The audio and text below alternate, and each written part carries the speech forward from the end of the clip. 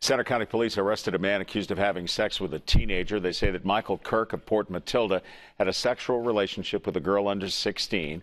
Criminal complaint says the girl would skip school to spend time at Kirk's apartment. Police say they received a tip on the Center County Child Line, which alerted them to that relationship. The law is pretty clear that anyone under the age of 16 cannot have sexual contact with an individual 4 years or more than they are. Kirk facing felony charges in the Center County Jail on $50,000 bail with a hearing set for next Wednesday. A Center County police officer thankful for his training after he was able to fight off a man who attacked him with a knife. 6 News reporter Erin Calandra is live in State College with more on this. Erin? Jen, Officer Tony Roefaro has been on the Spring Township police force for more than 20 years.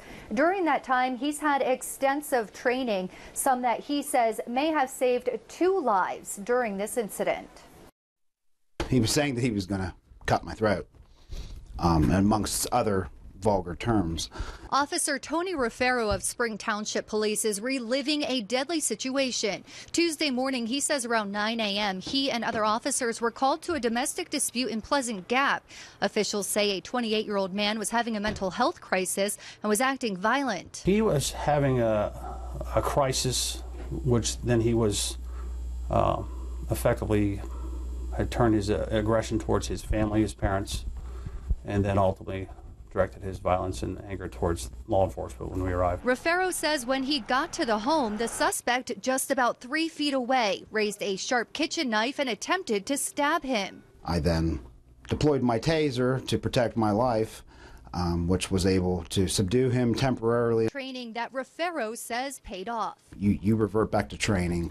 It's just you're reacting. You're not thinking, you're reacting. But shockingly, the man was able to pull the taser prongs out of his body and flee. Escaping through a back door, police caught him and took him into custody 2 blocks away.